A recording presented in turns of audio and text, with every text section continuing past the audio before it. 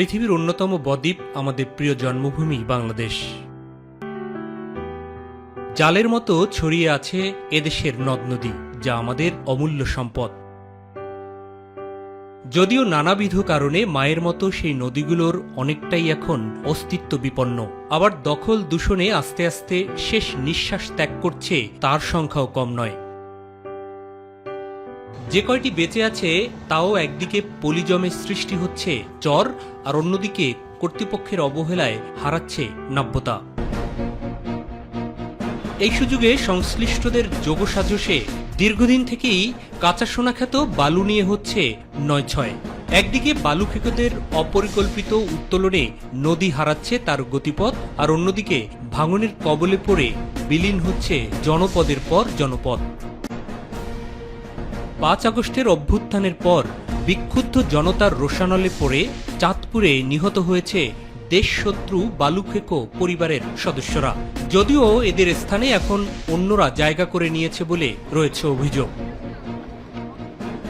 সারা দেশের বেঁচে থাকা নদীগুলোর চিত্র প্রায় একই রকম।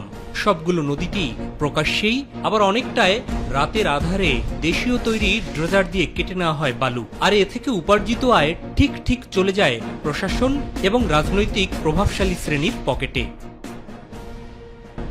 এমনই একটি নদী তীরবর্তী এলাকায় আমাদের চোখ। লতা নদী। এটি বরিশাল জেলার মেহেন্দিগঞ্জ উপজেলার কাজিরহাট থানার বিভিন্ন ইউনিয়নের পাশ দিয়ে প্রবাহিত হয়েছে। ক্যামেরার চোখে ধরা পড়ে অবৈধ ড্রেজার মেশিন দিয়ে প্রকাশ্যেই কেটে নিচ্ছে বালু এবং তার সাথে মাটিও। সমস্যা কি, বাধা দিতে আসলে তারা অনেক কিছুই বলে, যার কারণে অনেকে মুখ খুলতে চায় না, কেউ বলেও না। আমি এর মাঝখানে একটা পাইপ ফাটাইছি, সেই জন্য অনেক হুমকি দুমকি আসছে। আমার করে গেলেই হ্যাঁ উল্টা পাল্টা করে। আমরা চাই এটা বিচার, আর এই নদীতে যে আর কোনো বালু কেউ না কাটে। এটা একটা ছোট্ট খাল ছিল, এখন বর্তমানে এটা মাটি কাটতে কাটতে আর ড্রেজার দ্বারা মাটি কাটতে কাটতে এখন এটা বিশাল নদী আকারে কি হইতেছে, নদী আকারে অনেকটা গভীর হয়ে গেছে। গরিব মানুষ, আমাদের নদীর তীর কমলে আমরা আছি। আমাদের এই বাড়িঘর নদীতে নিয়ে গেলে আমরা এখন কোথায় যাব? ফলে ভাঙছে ফসলি জমি এবং জনপদ, বিলীন হচ্ছে অসংখ্য ঘর বাড়ি, দালান কোটা সহ শিক্ষা প্রতিষ্ঠানও। আর এটা তো ভাঙ্গে, আমরা তো অসহায় মানুষ, বুঝলেন। আমরা এখন কুমে যামু না যামু, আমার কোনো বুদ্ধি জ্ঞান নেই। এখন আমরা অসহায়, নদী ভাঙ্গুলি, এখন কিছুভাবে থাকতে পারতেছি না। এখন আমাকে থাকার কোনো স্থান নাই। স্থান যদি আমরা দেন তাই আমরা থাকতে পারবো। মানে সরকার যদি আছে, মনে করেন আমার ঘর বাড়ি সব লয়ে গেছে নদী 3 বার ভাঙ্গিয়া। পরে মনে করেন আমি আবার এক জায়গায় উমানিয়া থাকতেছি এখন। আর মেহেন্দিগঞ্জ উপজেলাটি চারিদিকেই নদী বেষ্টিত এলাকা। প্রমত্তা, মেঘনা, গজারিয়া, কালাবদর, ইলিশা, তেঁতুলিয়া, এই 5টি নদীর অব্যাহত ভাঙনে প্রতি বছরই মানচিত্র থেকে ছোট হয়ে আসছে এই উপজেলাটি। এখানে প্রতিনিয়তই চলে অবৈধভাবে বালু উত্তোলনের মহা উৎসব। এখন এই ব্যবস্থা মনে করেন আমরা যদি কারোকে ফেসবুকে লাগতে যাই, তাও দেখা যায় আমাদের বিরুদ্ধে অন্য আসে। তাই এই আমরা চাই যেন আইনিভাবে এটা পদক্ষেপ নেওয়া হোক। আইনিভাবে পুলিশের কাছে যাইলে তারাও তেমন একটা গুরুত্ব পাই না আমরা। তথ্য বলছে উপজেলায় কোনো সরকারি বালু মহল নেই। তারপরও বিভিন্ন পয়েন্টে 70 থেকে 80টি ড্রেজার দিয়ে চলে বালু উত্তোলনের মহা উৎসব। এই যে ভাই ফসলি জমি, আর এইটা খাল ছিল, এই খালের কাইটিয়া ড্রেজার দিয়ে কাইটিয়া মনে করেন যখন নদী করে ফেলতেছে, এবং তাই আমাকে বাড়িঘর ভাঙ্গিয়া ভিতরে গেছে গিয়া। আমাকে লক্ষ লক্ষ টাকার সম্পদ সব রয়েছে নদীর ভিতরে। সেটা আমাকে ধুইয়া এরা ওই মাটি কাটিয়া বাড়ি বেছে। এত গভীরতা হয়েছে, আর আমাদের বাড়ি এত নদীর পাড়ে, মনে করেন আমাদের অন্য কোথাও জায়গা নাই যে অন্য কোথাও ঘর উঠবো। এই জায়গা আমরা নদী ভাঙ্গল হয়ে গেছে। সামনে মসজিদ আছে, বাড়ি আছে, এরকম মনে করেন বিভিন্ন সবাই ভাঙচুর, মানে ঘনবসতি মানুষ, আমরা নদীর পাড়ের মানুষ, কিন্তু এই ড্রেজার কারণে নদীর পাড়ে থাকা মুশকিল হয়ে যাইতেছে আমাদের। বিভিন্ন সময় কথিত অভিযান হলেও তা লোক দেখানো বলে রয়েছে অভিযোগ। হেরা পুলিশ আইতাছে আইয়া 2 দিন বন্ধ রাখে, আবার ঠিক আবার হেরা কি বলে তা আইয়া তো যাই হেরা কি বলে এত কইছো না কিছু। এই আবার একটা ইটের ভাড়া হইছে, হেরা যন্ত্রণা, হ্যাঁ হেরা লোক লয়ে টাকার পয়সা দিয়া একবার হাত করিয়া করতেছে। এখন প্রশাসন দিয়া কি কাজ করুন ভাই? কোনো প্রশাসনিক কাজ করে না, এটি হলো শুধু এই আমের টিয়া খায় এটা আবার আর দিনে খাই এইভাবে হারা করতেছে কাজ করে। এ বিষয়ে প্রতিবেদন করতে গেলে ভিডিও নেয়ার এক পর্যায়ে বাধার সৃষ্টি করে সংশ্লিষ্ট বেশ কয়েকজন অভিযুক্ত। এইটা আমাকে লাগে শেয়ার হারাম, আমাকে ডেরে যাচ্ছে দুইটা জায়গায় খুব শর্ট, আমাকে ওই একজনের একটা বের বরে একটা। এই জন্য সরকারের কাছে বিনত আবেদন জানাই যে এটা চিরতরের জন্য বন্ধ করা হোক। আওয়ামী লীগ বিগত দিন আওয়ামী লীগ করছিল, আমি মনে করুন প্রশাসনে তারে যদি ধরে তাহলে বালিকাটা বন্ধ হয়ে যাবে। বৃহত্তর নদীমাতৃক এই উপজেলাটি এখন ইউনোর দায়িত্বে রয়েছেন এসিল্যান্ট। সাধ্য অনুযায়ী তিনি পদক্ষেপ নেবেন বলে আশার কথা শুনিয়েছেন। এর বিষয়ে আমার ডিসি হচ্ছে নির্দেশনা দিয়েছেন যে মানে এই যে অবৈধ যে বালু যে ড্রেজারগুলো আছে এটা সম্পূর্ণভাবে নির্মূল করার জন্য আমরা উপজেলা প্রশাসনের পক্ষ থেকে পুলিশ। শুধু মেহেন্দিগঞ্জই নয়, হিজলা মুলাদি উপজেলা সহ পার্শ্ববর্তী জেলা ভোলা, পটুয়াখালী, ঝালকাঠি, পিরোজপুর সহ বিভিন্ন এলাকার নদীগুলো খাবলে খাচ্ছে প্রভাবশালী চক্র। ৫ আগস্টের পট পরিবর্তনের পর কেবল পুরাতন নিয়ন্ত্রণকারীদের জায়গায় এসেছে নতুন মুখ। একথা সবাই স্বীকার করে, যোগাযোগ কিংবা ভ্রমণের সবচেয়ে আরামদায়ক এবং নিরাপদ মাধ্যম হচ্ছে নৌপথ। তথ্য বলছে একমাত্র দক্ষিণ অঞ্চলেই টিকে আছে নৌপথে যাত্রী পরিবহনের জন্য পরিবহন ব্যবস্থা। সুনির্দিষ্টভাবে বরিশাল বিভাগের বিভিন্ন প্রত্যন্ত নদীমাতৃক এলাকাতে এখনও নৌপথে রাজধানী ঢাকার সাথে যোগাযোগ কিংবা বিভাগীয় নগরীর সাথে যোগাযোগের অন্যতম মাধ্যম। যদিও তা বন্ধ হয়ে যাচ্ছে নানাবিধ কারণে। সড়ক ব্যবস্থার উন্নতি ছাড়াও নৌপথের নভ্যতা না থাকাও তার একটি অন্যতম প্রধান কারণ। সড়ক যোগাযোগের ভালো কোনো মাধ্যম না থাকায় রাজধানী ঢাকা এবং বিভাগীয় সদরের সাথে এখনও নৌ পরিবহনই অন্যতম ভরসা ভোলা জেলা সদর সহ সেখানকার বিভিন্ন উপজেলা এবং বরিশাল জেলার মেহেন্দিগঞ্জ উপজেলা সদর সহ সংলগ্ন কয়েকটি অঞ্চলের মানুষের।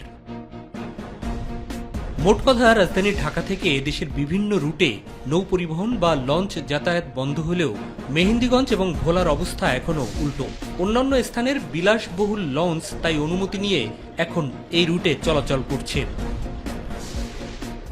এলাকাবাসীর জন্য এটি স্বস্তির কথা হলেও সেই স্বস্তি বেশিদিন স্থায়ী হয়নি। যেহেতু রাজধানী থেকে এই এলাকায় যাতায়াতের একমাত্র মাধ্যম নৌপথ, এই সুযোগে ইচ্ছে মতো যাত্রীদের কাছ থেকে হাতিয়ে নেওয়া হচ্ছিল অর্থ।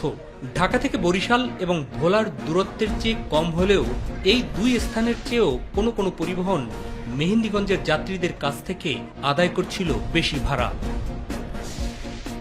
প্রায় 15-16টি লঞ্চ যাতায়াত করে, আমাদের যাত্রীদের এখনো দুর্ভোগ লাঘব কমে নেয়। 500 টাকা লেগে 500 টাকা। বিষয়টি নিয়ে অনুসন্ধানে উঠে আসে ভয়াবহ তথ্য।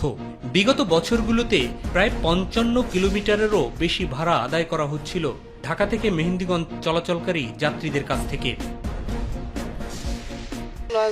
তো সুবিধাজনক না।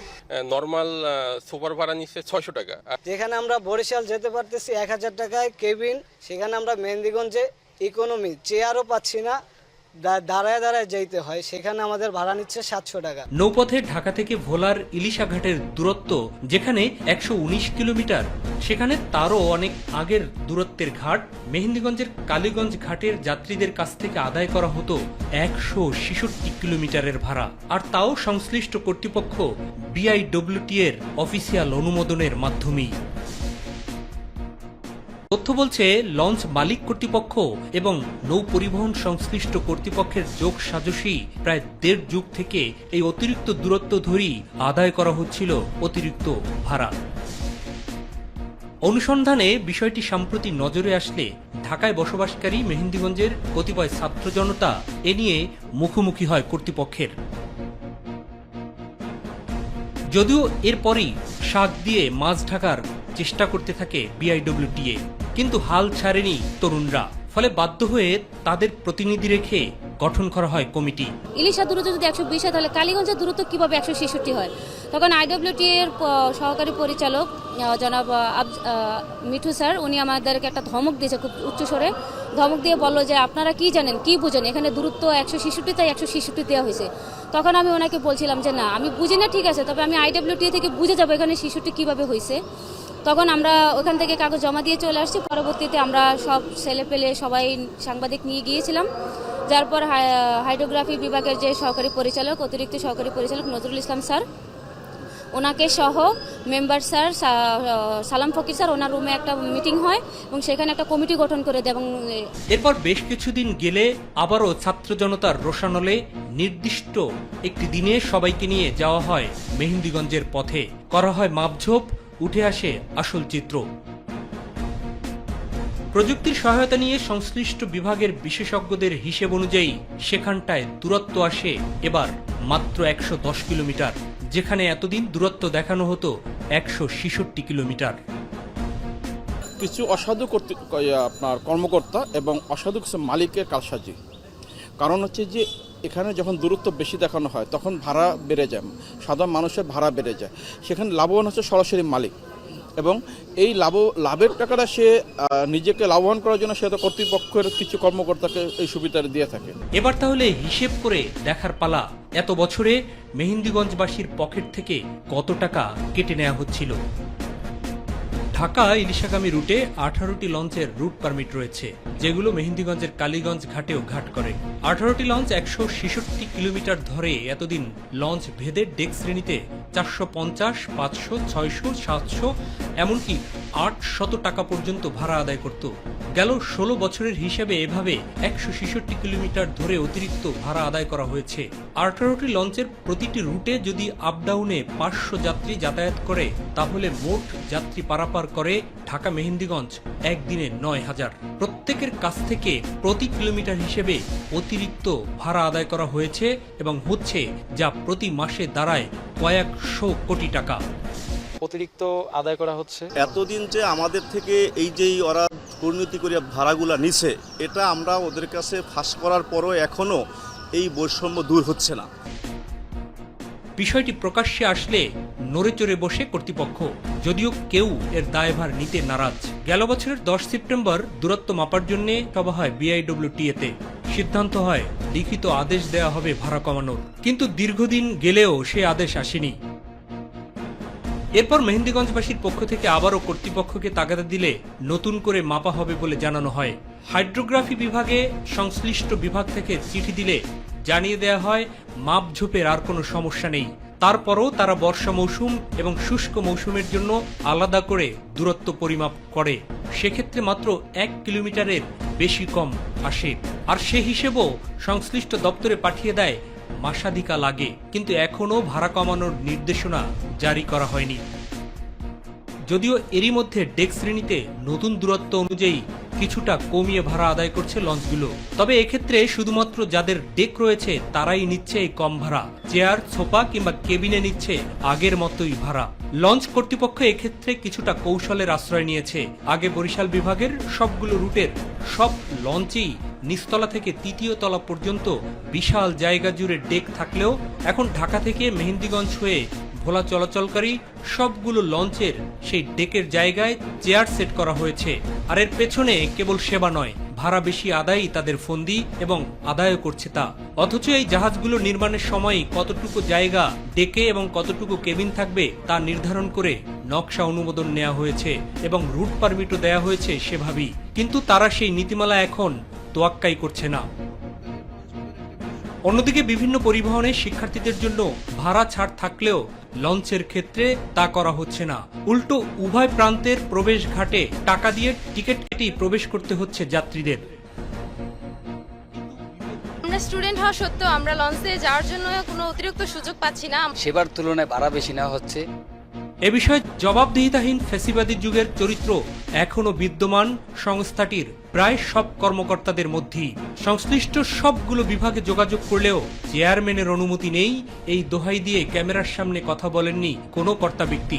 আর এ বিষয়ে কথা বলতে অস্বীকৃতি জানান লঞ্চ মালিক কর্তৃপক্ষ।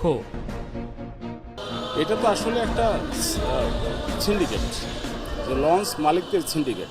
আজকে দেখেন অসংখ্য লঞ্চ কিন্তু এখন বসে থাকে পদ্মা সেতু হওয়ার পরে, কিন্তু তারপরও সিন্ডিকেট কিন্তু আমরা ভাঙতে পারি না। শুধু এই অনিয়ম দূর করাই নয়, এর আগে যারা অনিয়মের সাথে জড়িত ছিলেন তাদের শাস্তিরও দাবি করেন সচেতন মহল। ওই একজনের বিরুদ্ধেও কি তখন দুদক কোনো তদন্ত করছে, কোনো মামলা দায়ের করছে, কোনো শাস্তি হয়েছে? যারা এই দুর্নীতির সাথে জড়িত আছে প্রত্যেকটা আইনের আওতার আনার আমি জোর দাবি জানাচ্ছি। সবারই প্রত্যাশা দেশের ঐতিহ্য এবং সম্পদ, নদী এবং নদীপথ রক্ষা এবং একই সাথে নৌ পরিবহনের সকল জটিলতা মুক্ত হোক।